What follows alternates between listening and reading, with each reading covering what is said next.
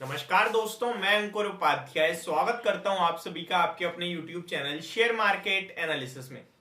दोस्तों, पूरा banking sector crash हुआ कल के सेशन में, पूरा अदानी ग्रुप क्रैश हुआ कल के सेशन में, लेकिन बाकी मार्केट पे इतना कोई प्रभाव नहीं था और जो भी इंपैक्ट था वो इन दो सेक्टर की वजह से कहीं ना कहीं फियर क्रिएट हुआ, पैनिक क्रिएट हुआ और हर जगह सेलिंग देखने को मिली।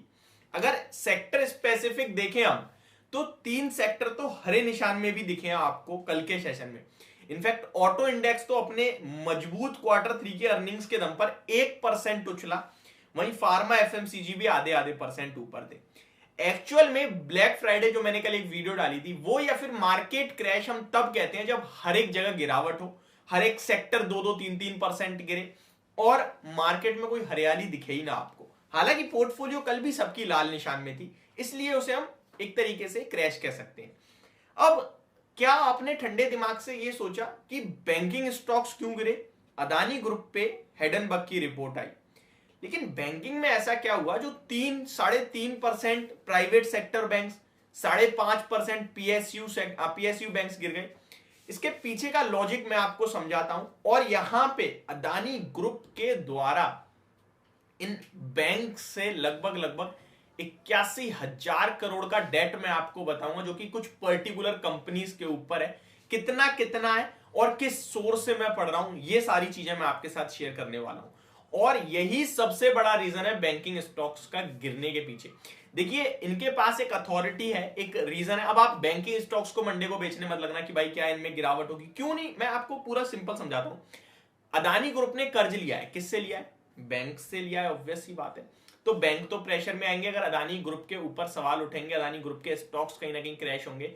अब बैंक्स ने पैसा दिया है और जो डेट है अदानी ग्रुप पे वो लगभग 2,20,000 करोड़ से पार निकल गया है। ठीक है, तो बैंक से पैसा लिया है तो बैंक अंडर प्रेशर है, लेकिन बैंक्स के लिए एक सेफ्टी है। बैंक्स अगर चाहे, अगर इनका पैसा इन्हें वापस नहीं मिल रहा है तो इनके पास अथॉरिटी, इनके पास कहीं ना कहीं लीगल रूप से राइट्स हैं कि ये अदानी ग्रुप की प्रॉपर्टी को सीज कर दे। और अदानी ग्रुप के हर बिजनेस के पास अच्छा खासा एसेट है, चाहे उनके पोर्ट्स की बात कर लें आप या फिर किसी भी बिजनेस की बात करें, लैंड उनके पास अच्छा खासा है, तो ये अपना वहां से पैसा कवर कर सकते हैं इजीली। तो बैंक्स में जो शॉर्ट नेगेटिविटी दिख रही है आपको, ये डेफिनेटली एक खरीदारी का मौका है। चुनिंदा बैंक्स में आप लेने के मौके ढूंढ भी सकते हैं। अब मैं आता हूं डायरेक्ट अदानी ग्रुप के कुछ स्टॉक्स के नाम विद डेट की, कितना डेट है। तो यहां जो मेरे पास है, यहां हेडलाइन है और ये मैं पढ़ रहा हूं ईटी मार्केट्स की कहीं ना कहीं साइट पे। These 5 Adani group companies have over 81,000 crore debt. कौन कौन सी 5 कंपनियां हैं वो बताता हूं। सबसे पहले अगर बात करें अदानी ग्रुप के बारे में, तो अकेले अदानी पावर पे, सॉरी अदानी ग्रुप कह रहा था मैं, अदानी पावर के ऊपर लगभग 32,328 करोड़ का कर्ज है। कितना? 32,328 करोड़ का। वहीं second Adani greens, Adani renewables जिसे आप लोग कह सकते हैं, उसकी बात करें तो मोर देन 20,000 करोड़ का डेट अदानी ग्रीन्स के ऊपर है। एग्जैक्ट फिगर मैं आपको बताऊं तो 20,664 करोड़ का डेट यहां पे ईटी मार्केट्स के द्वारा शो करा जा रहा है।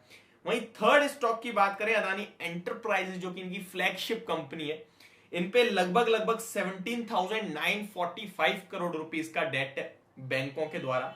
अदानी पोर्ट्स की बात करें तो यहां 5,183 यानी 5,183 करोड़ का डेट आपको देखने को मिलेगा।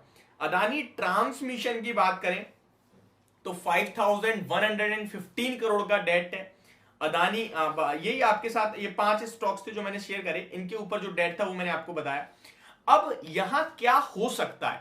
देखिए, सिंपल सी बात है, अदानी ग्रुप 2 काम करता आ रहा है कंटिन्यू, और मैं इसके बारे में आपके साथ डिटेल वीडियो भी एक दो शेयर करिए कि नई कंपनी लाई जा रही है मार्केट में। और अभी सन 2028 तक मैंने आपके साथ एक रिपोर्ट भी शेयर करी थी, 5 नए आईपीओ आ सकते हैं अदानी ग्रुप के, जिसमें सबसे ज्यादा जो फोकस में है वो इनका कहीं ना कहीं एयरपोर्ट का बिजनेस है। यानी कि जो इनका कहीं ना कहीं जो एयरपोर्ट का बिजनेस है, कारोबार है, वो सबसे ज्यादा फोकस में है, जिसका आईपीओ सबसे ज्यादा जल्दी आ सकता है।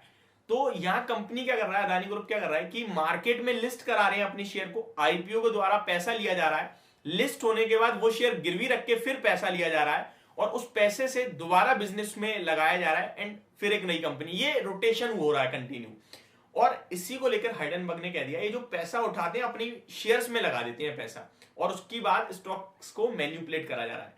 लेट्स सी ये कहां पे क्या आता है। सेबी की तरफ से भी अब इसकी जांच होगी कहीं ना कहीं डिटेल। अब ये थोड़ा थोड़ा फंसता जाएगा मामला, ज्यादा प्रॉब्लम हुई, जितने ज्यादा दिन ये प्रॉब्लम चलेगी रिटेल इन्वेस्टर्स लॉस बुक करते रहेंगे, क्योंकि रिटेलर्स पे ना फिर वो पेशेंस लेवल खो जाएगा।